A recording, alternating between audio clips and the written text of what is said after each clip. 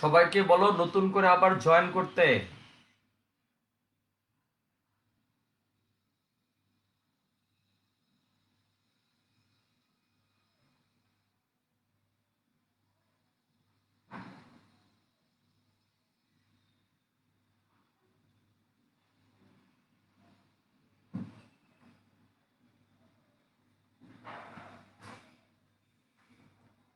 আল্লাহ, সবাইকে একটু বলো তো, একটু নতুন করে আবার জয়েন করতে বলো তো।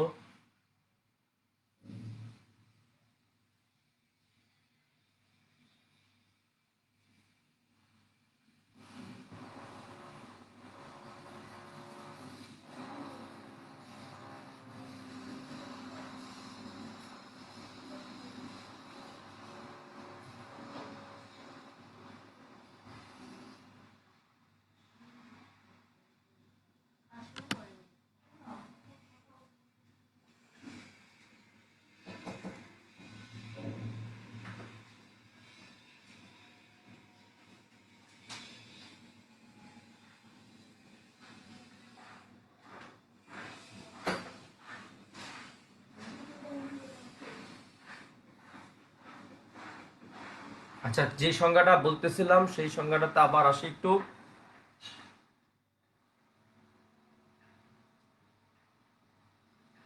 এখন ঠিক আছে তো সবার? হ্যাঁ, বলো।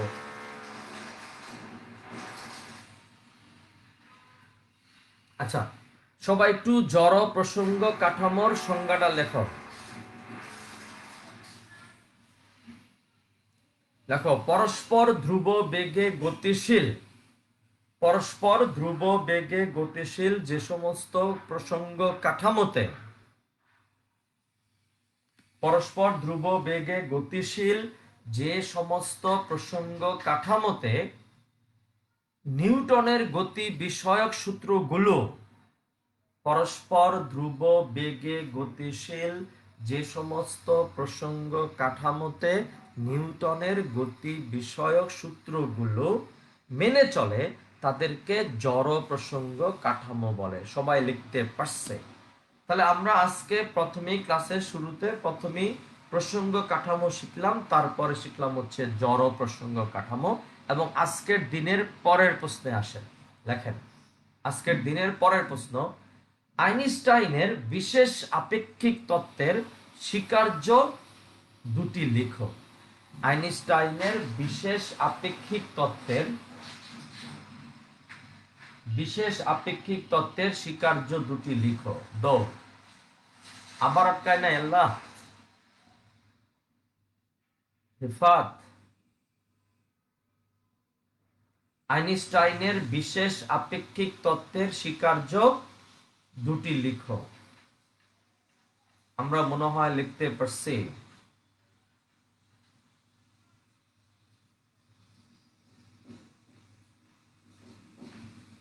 আইনস্টাইনের বিশেষ আপেক্ষিক তত্ত্বের স্বীকার্য দুটি লিখো। এর মধ্যে আমরা প্রথম স্বীকার্যকে খেয়াল করার চেষ্টা করি, এরপর আমি আপেক্ষিকতা ব্যাপারটা কি এক্স্যাক্টলি আমি একটু বোঝানোর চেষ্টা করব। প্রথম স্বীকার্য একটু সুন্দর মতো লিখবেন। কি স্বীকার্য সূত্রের মধ্যে তফাৎ আমরা জানি। সূত্র মানে যাকে এক্সপেরিমেন্টালি প্রুফ করা যায়, স্বীকার্য মানে তাকে আমার মেনে নিতে হবে, যুক্তি তর্কের মাধ্যমে তাকে আমার মানতে হবে, এটাকে বলা হয় স্বীকার্য। তাহলে এটা কিন্তু সূত্র না, এটা স্বীকার্য। সাবধান, কি বলছে আইনস্টাইন তার প্রথম স্বীকার্য লেখেন, সকল জড় প্রসঙ্গ কাঠামোতে, ওই যে জড় প্রসঙ্গ কাঠামো একটু আগে বললাম, সকল জড় প্রসঙ্গ কাঠামোতে পদার্থ বিজ্ঞানের সূত্রগুলো একই রকম থাকবে। এটা হলো প্রথম স্বীকার্য। সবাই ঠাস ঠাস করে লেগে ফেলাও। সকল জড় প্রসঙ্গ কাঠামোতে পদার্থ বিজ্ঞানের সূত্রগুলো একই রকম থাকবে, একই রকম থাকবে।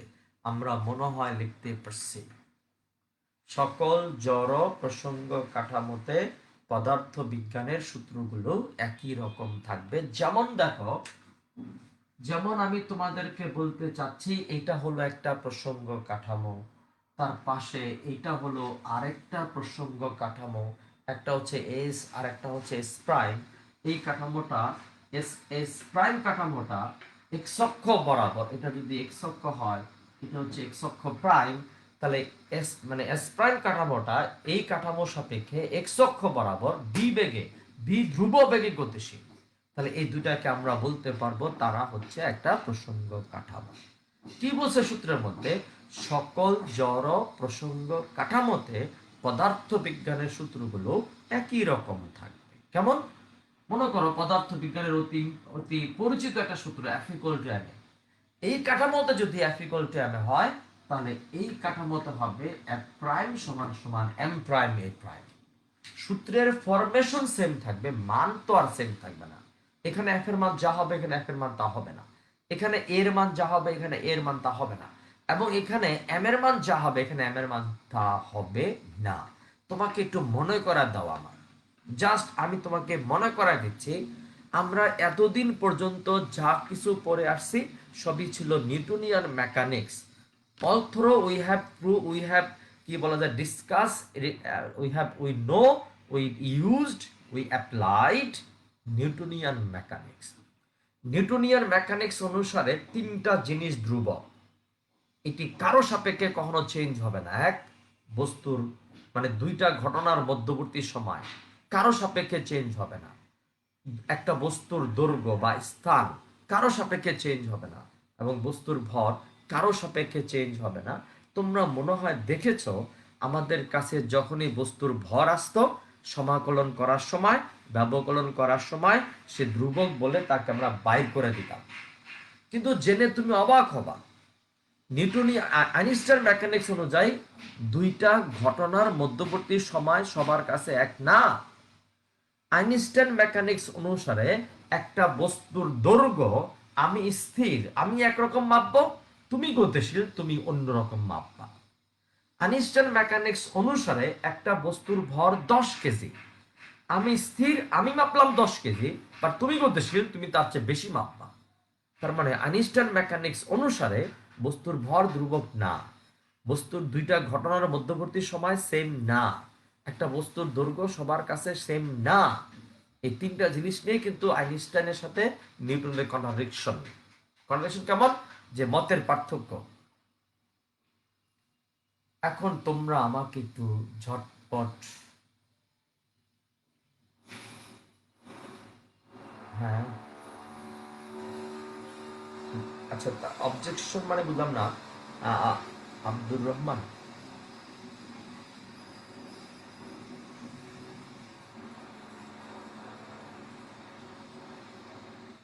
বাফা মানে বেশি আটকে যাচ্ছে নাকি বারবার, জানি না। আচ্ছা, তোমরা আমাকে যেটা বলতে চাই, মানে আমি তোমাদেরকে বলতে চাই, তাহলে এই প্রসঙ্গ কাঠামোতে যদি F = m হয়, তাহলে এই প্রসঙ্গ কাঠামোতে F প্রাইম = হবে M প্রাইম A প্রাইম। ওকে, এখন তাহলে কি বললো প্রথম শিকার? যে সকল জড় প্রসঙ্গ কাঠামোতে পদার্থ বিজ্ঞানের সূত্রগুলো একই রকম থাকবে। এবং দ্বিতীয় শিকার যে দেখো কি বলছে, দ্বিতীয় স্বীকার্য সেটা কি বলছে একটু খেয়াল করে দেখো। শূন্য মাধ্যমে দ্বিতীয় স্বীকার্যটাও তোমরা একটু খাতার মধ্যে সুন্দর করে লিখে ফেলাও। শূন্য মাধ্যমে, কোন মাধ্যমে ঝটপট বলতো? শূন্য মাধ্যমে সকল জড় প্রসঙ্গ কাঠামোতে আলোর বেগ অভিন্ন থাকবে। শূন্য মাধ্যমে সকল জড় প্রসঙ্গ কাঠামোতে আলোর বেগ কি থাকবে বলতো? অভিন্ন থাকবে। আমরা লিখতে পারছি।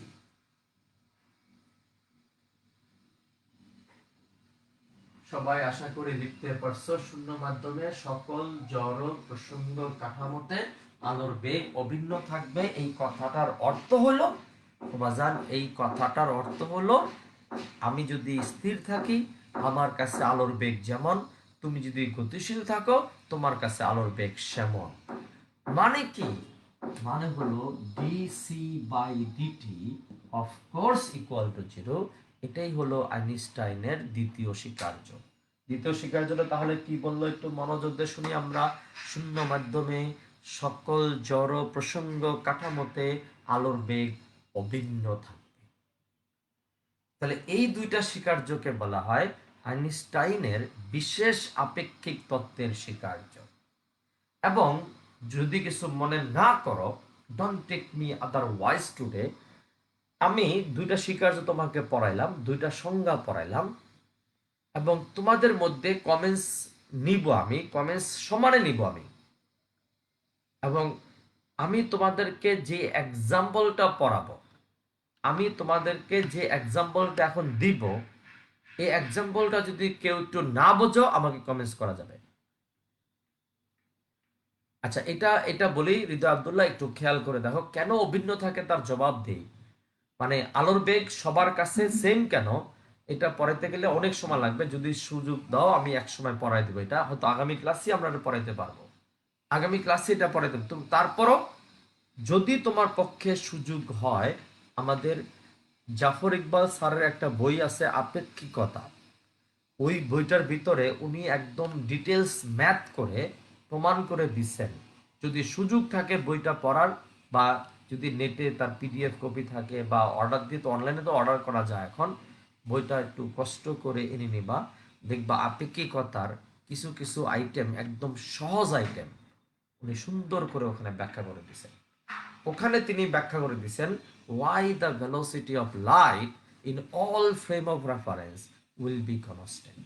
ঠিক আছে, ওকে হৃদয় আব্দুল্লাহ, এবং পারলে আমাকে একটু জানাবা যে স্যার বইটার পিডিএফ পাওয়া যাচ্ছে, তার এটা এই, তাহলে আমি একটু চেক করবো। ওকে, তাহলে যেই কথা তোমাদেরকে বললাম সেই কথাটা হলো, এই দুইটা আমি দুইটা সংজ্ঞা পড়াইছি আজকে, অনেক পড়াই হয়েছে আপরে আল্লাহ।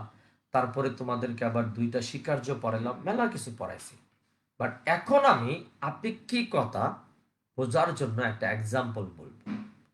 বিশ্বাস করবা কিনা আমি জানি না, এই এক্সাম্পলটা যে বুঝবে তার আপেক্ষিকতার 90% বোঝা হয়ে যাবে। কারণ আপেক্ষিকতা তো একটা থিম, এই থিমটা তার 90% বোঝা হয়ে যাবে। কেন কেন দুইটা ঘটনার মধ্যবর্তী সময় আমি স্থির, আমি স্থির, হ্যাঁ, কিন্তু বইটা কিন্তু পারলে যদি সুযোগ থাকে, পিডিএফ কপি যদি অনলাইনে পাওয়া যায়, একটু চেষ্টা করো, আমাকে একটু জানানোর ব্যবস্থা করবা। আমি যে কথাটা তোমাদের কাছে বলতে চাইলাম সেই কথাটা হলো, কি জানি বলতেছিলাম, ও, দুইটা ঘটনার মধ্যবর্তী সময় আমি স্থির, আমি মাপলাম একরকম, তুমি গতিশীল, তুমি মাপতেছো অন্যরকম। এক, কেন, কি কারণ? তারপরে বললাম একটা বস্তুর দৈর্ঘ্য আমি স্থির, আমি মাপলাম একরকম, তুমি তার চেয়ে ছোট মাপতেছো কেন? আমি যে এক্সাম্পলটা দিব, এই এক্সাম্পলটা যদি আজকে বুঝতে পারি আমার পড়া সার্থক, এবং এটাই আমি আজকে পড়াবো। এটা বুঝতে পারলেই আমার পড়া সার্থক, বলে দিলাম। দেখি জবাব, মানে, এবং অনেস্টলি স্পিকিং, কেউ যদি না বোঝো কমেন্টস লিখবা, আমি আরেকবার বোঝাবো, প্লিজ প্লিজ। রেডি? আমি রেল লাইনের পাশে দাঁড়ানো, দেখো আমি আমার এক্সাম্পলটা বোঝার চেষ্টা করবা। আমি কালকে একটা, মানে, এতে ফেসবুকই মনে হয় একটা ভিডিও দেখলাম, আমার খুব পছন্দ হয়েছে, যে একটা গাড়ি চলমান, হরিজন্টাল বেগ, কে কার কাছ থেকে আসলাম যায় না, একটা গাড়ি চলমান, ওখানে একজন লোক, ওখানে একটা রাবারের ইয়ে আছে, লাফাচ্ছে, ওঠা উপর উঠতেছে আবার নামতেছে, উপর উঠতেছে আবার নামতেছে। অনেকের মনের মধ্যে কিন্তু একটা সন্দেহ থাকে, স্যার চলন্ত বাসে, অনেক স্পিডি একটা বাসে আমি যদি একটা বলকে উপরে মারি, সে কি একটু আমার পিছনে পড়ে যাবে স্যার? না, সে কি হবে, আমি তার ব্যাখ্যাটা দিই তোমাকে। ওই ভিডিওটা আমি দেখলাম, যে গাড়িটা চলন্ত গাড়ি আগাচ্ছে, গাড়ির যে ট্রাকগুলো আছে না, ট্রাকের মতো গাড়ি আর কি, খোলা জায়গা, সেখানে একটা রাবারের ফিল্ড আছে, একজন লোক মানে রাবার ফিল্ডে চাপ দিয়ে উপর উঠতেছে আবার নামতেছে, গাড়িটা কিন্তু চলমান। অনেকে মনে করতে পারে স্যার লোকটা তো গাড়ি থেকে পড়ে যাওয়ার কথা, কারণ গাড়ি তো আগায় যাচ্ছে। কিন্তু ব্যাপারটা তোমাকে আমি বলি, একজন লোক ট্রেনে বসে আছে, তাহলে ট্রেন সাপেক্ষে তার বেগ শূন্য, ট্রেন সাপেক্ষে তার বেগ শূন্য, তার সাপেক্ষে ট্রেনের বেগ শূন্য। সে ট্রেনের মধ্যে যদি একটা বস্তু সে ফেলে দেয়, সে দেখবে বস্তুটা খাড়া নিচের দিকে পড়তেছে, কারণ তুমি যে রোমে বসে এখন ক্লাস করতেছ সেই রোমটা সাপেক্ষে তুমি স্থির, তোমার সাপেক্ষে রোম স্থির। সে রোমে যদি তুমি একটা বস্তু ফেলে দাও, তুমি দেখবা কি বস্তুটা খাড়া নিচের দিকে পড়লো। ঠিক একই কাহিনী ওখানেও ঘটবে। ট্রেন সাপেক্ষে যাত্রী স্থির, যাত্রী সাপেক্ষে ট্রেন স্থির। তাহলে তোমার কাছে তোমার রোমটা যেমন, ওই ট্রেনের যাত্রীর কাছে ট্রেনের কামরাটাও সেরকম। সে যদি ওখানে একটা বস্তু ফেলে দেয়, সে বস্তুটা দেখবে খারাপ নিচের দিকে পড়লো। সে যদি একটা বস্তুকে উপরে নিক্ষেপ করে, সে বস্তুটা আবার তার দিকে নিচের দিকে চলে আসে। That is called physics. Okay, এখন মনোযোগ দিয়ে মনোযোগ চাচ্ছি। আমি আজকে একটা এক্সাম্পলই পড়াবো, কারণ গাড়ি সাপেক্ষে জামিনে এখানে ব্যাপারটা হবে এরকম। হ্যাঁ, এই যে আপনও দেখেছে, গাড়ি সাপেক্ষে তার বেগ শূন্য, তার সাপেক্ষে গাড়ির বেগ শূন্য। তাহলে তুমি যে রুমের মধ্যে বসে আছো, এইটাও যেই কথা, ওই চলমান ট্রেনের কামরা তার কাছেও একই কথা। ওকে, এখন আমি রেল লাইনের পাশে দাঁড়ায় আছি। কেউ কিন্তু জিজ্ঞাসা করবো না স্যার কেমনে দেখলো, তাহলে শেষ, আপনি কথা ওখানেই তোমার শেষ। আমি রেল লাইনের পাশে দাঁড়ানো, আমার সামনে দিয়ে একটা ট্রেন অনেক গতিতে চলে যাচ্ছে, অনেক গতিতে চলে যাচ্ছে। ওই ট্রেনের কামরার ভিতরে একজন যাত্রী একটা বস্তু ফেলল, একটা বস্তু ফেলল। এখন তোমার কাছে আমার প্রশ্ন, ট্রেনে বসা যাত্রী ওই বস্তুকে কেমন দেখবে? ট্রেনে বসা যাত্রী দেখবে বস্তুটা খাড়া নিচের দিকে পড়ল, কারণ ট্রেন সাপেক্ষে যাত্রী স্থির, যাত্রী সাপেক্ষে ট্রেন স্থির। তোমার এই রুমটা যেমন, ওনার কাছে ট্রেনের কামরা তেমন। তিনি দেখবেন বস্তুটা খাড়া নিচের দিকে পড়ল, এবং তিনি সময় মাপলেন। তিনি সময় মাপলেন যে আমি বস্তুটাকে ফেলে দিলাম এতটা সময়, বস্তুটা আঘাত করলো ভূমিতে এতটা সময়, তাহলে ছাড়লাম, আঘাত করলো, সময় ব্যবধান এত। এটা হলো দুইটা ঘটনার মধ্যবর্তী সময়, দুইটা ঘটনার মধ্যবর্তী সময়।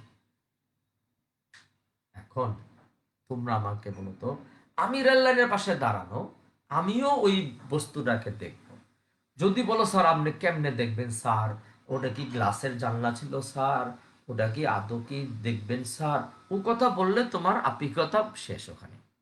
আমি দেখব, আমি ওই বস্তুটাকে দেখব। ইয়াস, কিন্তু বিশ্বাস করো, আমার সাপেক্ষে ট্রেন কিন্তু স্থির না, ট্রেন সাপেক্ষে আমিও কিন্তু স্থির না। আমি কিন্তু ওই বস্তুটাকে খাড়া নিচের দিকে দেখব না, আমি তাকে দেখব ট্রেনের বেগে চলমান, ট্রেনের বেগে চলমান। তোমাদেরকে আমরা ফার্স্ট ইয়ারের 3 নম্বর চ্যাপ্টারে আনুভূমিক প্রাস পড়াইছি না? আনুভূমিক প্রাস কিন্তু পড়াইছি। যে মুহূর্তে বিমান থেকে বোমা ফেলে দেওয়া হয়, ওই মুহূর্তে যাই হবে বিমানের বেগ, তাই হবে বোমার বেগ। ওই মুহূর্তে বিমান যদি হয় ভূমির সমান্তরালে, বোমাও হবে ভূমির সমান্তরালে, বা ডিউ টু গ্রাভিটি ওই বোমাটা পরাবৃত্তাকার আকারে নেমে আসে। ইয়েস, তাহলে আমি ওই যে ট্রেনে বসা যাত্রী বস্তু ফেলে দিল ট্রেনের কামরার ভিতরে, আমি বাইরে দাঁড়ায় আছি নিরীহ মানুষ, আমিও ওই বস্তুটাকে দেখব, কিন্তু আমি তার মতো খাড়া নিচের দিকে পড়তে দেখব না বাঁচান। আমি তাকে দেখব পরাবৃত্তাকার আকারে, কারণ যে মুহূর্তে বস্তুটাকে উনি ফেলে দিলেন, ওই মুহূর্তে বস্তুর বেগ হচ্ছে ট্রেনের বেগের সমান আমার সাপেক্ষে, আমার সাপেক্ষে। তার মানে আমি দেখব বস্তুটা খাড়া, মানে পরাবৃত্তাকার আকারে গেল। আচ্ছা, পরাবৃত্তাকার আকারে গেল। তাহলে একটু খেয়াল করে দেখো তো, আইনস্টাইন যে কিভাবে সঠিক হলো একটু বুঝতে হবে। এখানে কতটা বুদ্ধি থাকলে, মানুষের মাথায় কতটা বুদ্ধি থাকলে চিন্তা ভাবনা আসতে পারে দেখো। ট্রেনে বসা যাত্রী, ট্রেনে বসা যাত্রী ট্রেনের ভিতরে একটা বস্তু ফেলে দিল, ট্রেন সাপেক্ষে সে স্থির, তার আর তার সাপেক্ষে ট্রেন স্থির। সে দেখলো, সে ফেলে দিল এ থেকে, সে দেখলো বস্তুটা বিতে পড়লো খাড়া নিচের দিকে, এবং সে সময় মাপলো, এবং সেই সময়টা ধরো টি নট। মানে কি, এ থেকে বিতে পৌঁছাতে এই বস্তুটার প্রয়োজনীয় সময় হচ্ছে টি নট। কিন্তু এই বস্তুটাকে আমিও দেখব। আমি কোথায়? Outside of the train. আমার সাপেক্ষে ট্রেন গতিশীল, ট্রেন সাপেক্ষে আমি গতিশীল। তাহলে আমার কাছে কি মনে হবে, উনি যখন বস্তুটাকে ফেলে দিল, তখন বস্তুটা ট্রেনের বেগে চলবে। তার মানে তখন বস্তুটা এরকম করে গিয়ে পড়বে, এরকম করে গিয়ে পড়বে। এখন তোমরা আমাকে বলো তো, একটু খেয়াল করে দেখো, যিনি ট্রেনে বসা আছেন, ও বাজার, যিনি ট্রেনে বসা আছেন, তিনি দেখলেন বস্তুটা এ থেকে বিতে নামলো, সময় মাপলেন T0। আমি আমি ট্রেনের বাইরে, আমার সাপেক্ষে ট্রেন স্থির না, ট্রেন সাপেক্ষে আমি স্থির না। তার মানে আমার দেখা হবে গতিশীল অবস্থায়, যদিও আমি চুপচাপ দাঁড়ায় আছি, বাট আমার দেখা হবে গতিশীল অবস্থায়। আমি দেখব বস্তুটা এরকম পরাবৃত্তাকার আকারে শীতে নামলো। তো আইনস্টাইন বলল, বাইরে এ থেকে বিতে নামতে সময় যদি T0 হয়, তাহলে এ থেকে সিতে যাইতে সময় কি T0 হবে না। সে বলল সময় হবে টি, সময় হবে কত টি। এবং তুমি নিজে একটু খেয়াল করে দেখো তো, একটা বস্তু এ থেকে বিতে নামলো, আর একটা বস্তুকে আমি এরকম করে নিক্ষেপ করলাম এসি পথে, আরো দূরে যাবে, কারণ এটা অনেক বেগে থাকবে, তো অনেক দূরে গিয়ে পড়বে। তাহলে এক্ষেত্রে কি সময়টা সে বেশি মাপবে না? তার মানে তখন সে বলল T is greater than T0। T is greater than T0, এটা কার কথা? আইনস্টাইনের কথা। বা নিউটনের কথা কি জানো? নিউটন বলছে না, নিউটন বলছে টি সমান সমান হবে T0। আইনস্টাইন বলতেছে নো বাজার, নো ভাই, হবে না। টি অবশ্যই, টি অবশ্যই T0। তুমি নর্মালি চিন্তা করে দেখো, এ থেকে বিতে নামলো আর এতে সিতে যাওয়ার সময় কি এক হবে না। তাহলে এ থেকে বিটা কে দেখবে? ঘটনা ঘটতেছে কোথায় সেটা আগে বলো। ঘটনা ঘটছে ট্রেনের ভিতরে, এবং ট্রেন সাপেক্ষে যাত্রী স্থির, যাত্রী সাপেক্ষে ট্রেন স্থির। তার মানে এ থেকে বিতে পড়তে দেখবে হলো যিনি স্থির, যিনি ট্রেনের ভিতর বসে, তিনি কিন্তু স্থির। তুমি হয়তো বলতে পারো, স্যার কেমনে স্যার, উনি তো চলতাছে, কিন্তু বাজার সাপেক্ষে বলে তো একটা কথা আছে। আর আমি স্থির, কিন্তু আমি বাইরে দাঁড়ায় আছি, নিরীহ বেচারা মানুষ দাঁড়ায় আছে, কিন্তু আমি তো, আমার ঘটনা ঘটতেছে কোথায়? ঘটনা ঘটতেছে হলো ট্রেনের ভিতরে। তাহলে ট্রেনের ভিতরে যদি ঘটনা ঘটে, ওই কাঠামো সাপেক্ষে তো আমি স্থির না, আমার সাপেক্ষে তো ওই কাঠামো স্থির না। আমি দেখবো বস্তুটাকে এ থেকে সিতে পড়তে, আর উনি দেখবেন বস্তুটাকে এ থেকে বিতে পড়তে। দুজনে দেখা কিন্তু দুই রকম হইল। উনি এ থেকে সি দেখেন নাই, আমি এ থেকে বি দেখি নাই। উনি এ থেকে বি দেখে সময় মাপছেন, আমি এ থেকে সি দেখে সময় মাপছি। দেখা যাবে টি এর মান, নর্মালি তুমি দেখেই বলো, ছবি দেখেই বলো, আমার আর বলতে হবে না, তুমি ছবিটা দেখে বলো তো, অবশ্যই অবশ্যই টি গ্রেটার দেন T0, টি গ্রেটার দেন T0। তাহলে সত্যি কথা, সত্যি কোনটা? হ্যাঁ, যার যার সাপেক্ষে তার তারটা সত্যি। আমার সাপেক্ষে এসি সত্যি, কারণ আমি তো এবি দেখবো না।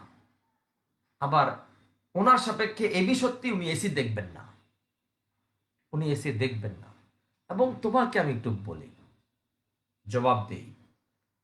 আইনস্টাইন মেকানিক্স আসলো 100 বছর বা 110-12 বছর আগে, বা 20 বছর আগে ধরলাম আইনস্টাইন মেকানিক্স আসলো।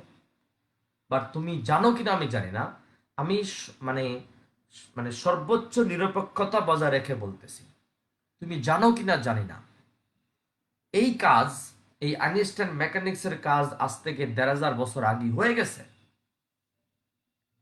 আইনস্টাইন মেকানিক্সের প্রয়োগ আজ থেকে 1500 বছর আগেই হয়ে গেছে। বলতে পারো সেটা কি? আইনস্টাইন মেকানিক্স আসলো তো এই কয়দিন আগে, মেবি 100, 110, 20 বছর আগে। বাট এই যে আইনস্টাইন মেকানিক্স, এটা কিন্তু হয়ে গেছে আজ থেকে 1500 বছর আগে। এই যে জামিনী বলে ফেলছে মিরাজের ঘটনা, ইয়েস, এটা তো একদম ক্লিয়ার, 1500 বছর আগে it has done, it has proved. We can explain Shabe Meraj by considering Einstein mechanics. আমাদের নবীজি সাল্লাল্লাহু আলাইহি সাল্লাম কি বলেন নাই যে আমি 27 বছর পর ফিরে এসে দেখলাম উজুর পানি তখনও গড়াইয়ে চলতেছে? উনি বলেন নাই? বলেছেন। তাহলে কি করে সম্ভব 27 বছর পর যদি উনি ফেরতই আসেন ওখানে, উজুর পানি কি থাকার কথা না শুকাইয়া কাঠ হয়ে যাওয়ার কথা? বাট তিনি এসে বলতেছেন, আমি 27 বছর পর ফিরে আসলাম, এসে দেখলাম উজুর পানি তখনও গড়াইয়েই পড়তেছে। এবং তাকে জিব্রাইল যে বিছানা থেকে ওঠা নিয়ে গেছিল, সে বিছানা নাকি তখনও গরম ছিল। এবং তার যে দরজার যে লক, সেটা নাকি তখনও নড়তেছিল। ইন দ্য মিন টাইম বলা হচ্ছে তিনি 27 ইয়ার চলে গেছেন। 27 ইয়ার্স পর তিনি ফেরত এসেছেন। What is this? What is this? তার মানে কি, যে সময়টা ওনার কাছে গেল 27 ইয়ার্স, সেই সময়টা পৃথিবীতে 27 ইয়ার যায় নাই, 1-2 মিনিট বা 5 মিনিট যেতে পারে সর্বোচ্চ। তার মানে হইল, এই যে কথাটা দেখো, এ থেকে বি আর এ থেকে C, already it has applied, already it has proved, already prove বাজার। মানে এটা তো এসেছে আজ থেকে 120 বছর আগে, বাট আজ থেকে 1500 বছর আগে তো এটা ঘটে গেছে পৃথিবীতে, আমাদের পৃথিবীতে ঘটে গেছে। দ্যাট ওয়াজ শবে মেরাজ, ইসরা। হ্যাঁ, এখন যেটা আমি তোমাদের কাছে বলতে চাচ্ছি, যে তুমি এই এক্সাম্পলটা না বুঝলে আমাকে, আমি আবার বলবো, আজকে আমার টার্গেট এটা নিয়ে আমি আসছি এখানে আজকে। এইটাই আমার একমাত্র টার্গেট। আমি তো এরপরে শুরু করবো তো মেকানিক্স, যে ভর বেড়ে যাবে, দৈর্ঘ্য কমে যাবে, সময় সংকোচিত, সময় দীর্ঘায়িত হবে, শুরু করবো তো। কিন্তু মাথার মগজের মধ্যে যদি এই জিনিসটা নিতে না পারি, তাহলে তুমি শুধু পড়েই যাবা, কিছুই তোমার মাথার ভিতরে ঢুকলো না। আগে আমাকে একটু চিন্তা করে বলো তো, তুমি নিজে কল্পনায় করো, তুমি কল্পনা করো যে তুমি একটা রেল লাইনের পাশে দাঁড়ায় আছো, তোমার সামনে দিয়ে একটা ট্রেন চলে যাচ্ছে, অবশ্যই কাল্পনিক ট্রেন, রিয়েল ট্রেন না।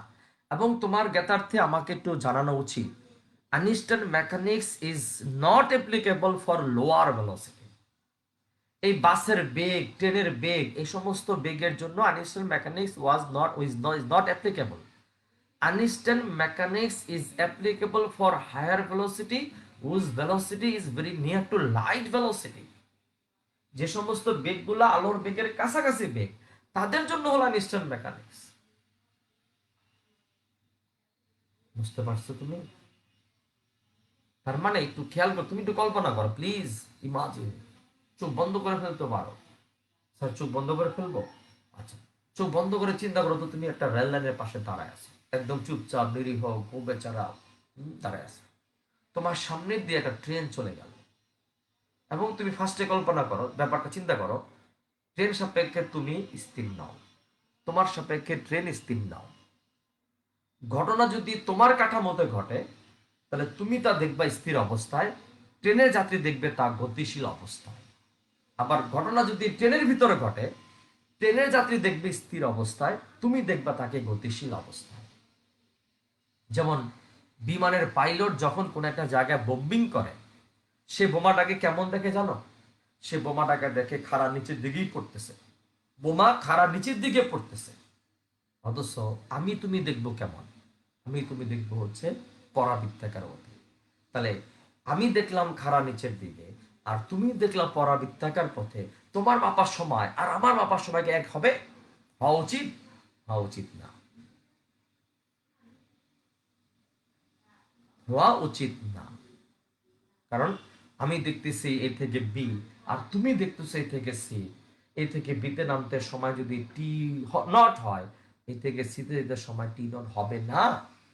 বললাম সে টি, এবং আলবত তোমারই বলা উচিত এখন এ থেকে সি, মানে এটা কিন্তু আরো দূরে গিয়ে পড়বে, এ থেকে সি সময়টা বেশি লাগবে। তুমি তো এবি দেখো নাই, উনি আবার এসি দেখে নাই। অতএব কেউ যদি বলো স্যার কারটা সত্যি, আমি বলবো দুজনই সত্যি, দুইজনই সত্যি। আমার সাপেক্ষে আমি সত্যি, ওনার সাপেক্ষে উনি সত্যি। তুমি একটু ঠান্ডা মাথায় বলো তো, আমি যদি গতিশীল অবস্থা দেখি, আমি কি এবি দেখবো? না, আমি দেখবো এসি। আর তুমি যদি স্থির অবস্থা দেখো, তুমি তো এসি দেখবা না, তুমি দেখবে এবি। তাহলে তুমি যেটা দেখছো সেটা তোমার কাছে সত্যি। কনফিউজ হওয়া যাবে না। আমার প্রশ্ন হইল, আমার প্রশ্ন হলো, এই কনসেপ্টটা মাথায় নিতেই হবে তোমাকে। না হলে আমি তো আগামী ক্লাসে তোমাকে টাইম ডাইলেশন পড়াবো। এবং একটা অঙ্ক ছিল, এই যে 2019 বা 2018 ঢাকা বোর্ডে একটা অঙ্ক আসছিল, কি মজার অঙ্ক, টক অফ দি টাউন ছিল। যখন মানে আমার ছাত্ররা ফোন দিতেছে, ফোন দিয়ে বলে, স্যার কাসিম কি মরছে না বাচ্চা? আল্লাহ খোদা, কাসিম মরছে না বাচ্চা, এটা তুই কি করস? কারণ ওই 18 সালে একটা অঙ্ক ছিল কাসিম নিয়া। কেমন কাসিম নিয়া? নাসা একটা কাসিমকে পাঠাইছে, এক গ্রহ থেকে আরেক গ্রহে পাঠাইছে, এবং কাসিমটার বয়স তখন ছিল মনে হয় খুব সম্ভব 27 বছর। এবং তখন বলছে যে কাসিমটি জীবিত অবস্থায় ওই গ্রহে পৌঁছতে পারবে কিনা। অঙ্কের নমুনা দেখো, ডি নাম্বার প্রশ্ন ছিল এটা, কাসিমটি জীবিত অবস্থায় ওই গ্রহে পৌঁছাতে পারবে কিনা।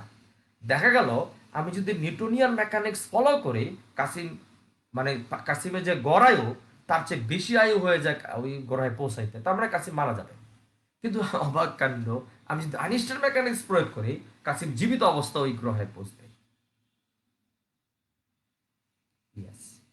আমাদের ঢাকা বোর্ডে এসেছিল, আমি অন্য বোর্ডের কথা না বলবো, ঢাকা বোর্ডে এসেছে। কাসিম ওদিনকে আমাকে বলছে, স্যার এই স্যার কাসিম কি বাচ্চে স্যার? আমি না প্রথম কি রে, কাসিম বাচ্চে মানে কি? পরে খেলো, ওরে আজকে দুপুরে তো কাসিমের অঙ্ক আছে। স্যার আমার না কাসিম মরে গেছে স্যার। আরো তো বলতে, স্যার আমার তো কাসিম বাচ্চে স্যার। বুঝছি যে কি অবস্থার মধ্যে ছিলাম ওই দিনকে, আল্লাহ। মানে কাসিম বাচ্চে না মরছে সেটা নিয়ে অঙ্ক এসেছে। এবং আমরা এই অঙ্ক করাবো, আমরা একটু মজার অঙ্ক করাবো, যে ডাক্তার রুগী হাসপাতালে ভর্তি হয়েছে, এখন 2 ঘন্টার মধ্যে অপারেশন শুরু করতে হবে, ডাক্তার বাসা থেকে রওনা দিছেন, এখন ডাক্তার কি সঠিক সময় অপারেশন শুরু করতে শুরু করতে পারবেন কিনা মতামত দাও। এই অঙ্ক আমরা করাবো। এই টাইপের অঙ্ক ছিল কাসিমের অঙ্কটা। এবং অবাক কাণ্ড, 2 যমজ ভাই তারা পৃথিবী পৃষ্ঠে ছিল। এক যমজ ভাইকে আমি মহাকাশে ভ্রমণে পাঠায় দিলাম। দেখা গেল যে তার আর যমজ নাই, এক ভাই বড় হয়ে গেছে। আবার এমন হয়, ছোট ভাই বড় ভাই, বড় ভাই চলে গেছে মহাকাশ ভ্রমণে, আইসা দেখে তার ছোট ভাই তার কথা শুনে না, সে তখন বড় হয়ে গেছে। আমরা সেটাও পড়া। তাহলে আশা করতে পারি বাজান তোমাদের কাছে, আমাকে একটু অনেস্টলি বলো তো, এই এক্সাম্পলটা একটু চিন্তা করো তো বাজান। এই এক্সাম্পল না চিন্তা করতে পারলে আমি সামনে বিপদে পড়ে যাবো। কিন্তু এমনে পড়লো আর এমনে পড়লো, সময় এক যাবে না, সময় এক যাবে না। কাসিম বাচ্চে হলো, নিউটনিয়ান মেকানিক্স ফলো করতে গেলে কাসিম মারা যায়। আর আইনস্টাইন মেকানিক্স যদি ফলো করি, কাসিম মানে কচ্ছপ, কি জানি বলে ওটাকে? হ্যাঁ, কাসিম মানে যদি আইনস্টাইন মেকানিক্স ফলো করি, কাসিম জীবিত অবস্থায় ওই গ্রহে পৌঁছায়। সত্যি কথা। হ্যাঁ, কাসিমকে আমরা বাঁচাই দিছিলাম, শুধু কাসিমকে বাঁচাই নাই, আমরা ওই যে রোগী যে হাসপাতালে ভর্তি হবে, আমরা সেই রোগীকেও বাঁচাইছিলাম। রোগীকেও ইনশাল্লাহ আমরা বাঁচাবো, কিন্তু যদি আমরা নিউটনিয়ান মেকানিক্স ফলো করি, রোগী বাঁচে না। কিন্তু আইনস্টাইন মেকানিক্স ফলো করলে রুচি সুন্দর মতো, মানে অপারেশন সঠিক সময় শুরু করতে পারে না। বাঁচা মরা তো আল্লাহর হাতে, অপারেশন সঠিক সময় ডাক্তার শুরু করতে পারবে না। এটি হলো কথা। এই দাও, নিউটন কাসিমকে মেরে ফেললো শয়তান না। দেখতে হবে না, আচ্ছা ঠিক আছে, আলাদা হবে, অ্যান্সার আলাদা হবে, এবং দেখবো আমরা, দেখবো ইনশাল্লাহ। এই রিন্তি, এটা ফলস ম্যাথ না, এই ম্যাথ তোমার বোর্ডের সিকিউ আকারে এসেছিল। এবং আইনস্টাইন মেকানিক্স যে ট্রু, তার প্রমাণ হলো আমরা অলরেডি ভরকে শক্তিতে রূপান্তর করেছি। তো এই যে ডেলেম সি স্কোয়ার পাইলাম, ওরে বাজার, ডেলেম সি স্কোয়ার যে পাইলাম, এটা তো আইনস্টাইন মেকানিক্স, তাই না? তাহলে ভরকে শক্তিতে কনভার্ট করা হয়ে গেছে অলরেডি। এবং কিছু কিছু ক্ষেত্রে কিন্তু অলরেডি শুরু হয়েছে, শক্তিও ভরে কনভার্ট হচ্ছে এখন। Energy is converting now mass.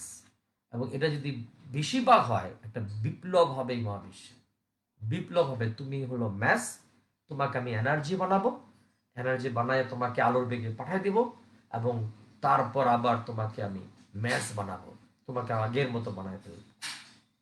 বিপ্লব হয়ে যাবে তখন। ওকে, তো আগামী ক্লাসে আমরা ইনশাল্লাহ ডিটেলস পড়বো। ওকে,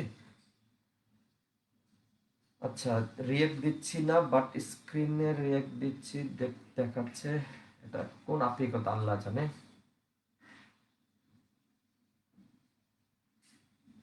বাঁচাবো ইনশাল্লাহ, তাই বা তাওসিফ বাঁচাবো। হ্যাঁ, আজকে থাকুক এই পর্যন্তই। আগামী ক্লাসে আমাদের আপিকতার মূল অংশ শুরু হবে ইনশাল্লাহ। আল্লাহ হাফেজ। সোল কি আমাকে বলে না, আচ্ছা হেরারা বলতেছে। আচ্ছা আল্লাহ হাফেজ। মানে স্টুডেন্টস, নেক্সট ক্লাসে ইনশাল্লাহ আমরা পুরো দমে এই চ্যাপ্টার শুরু করে দেবো ইনশাল্লাহ। ওকে মাই ডিয়ার স্টুডেন্ট, আল্লাহ হাফেজ।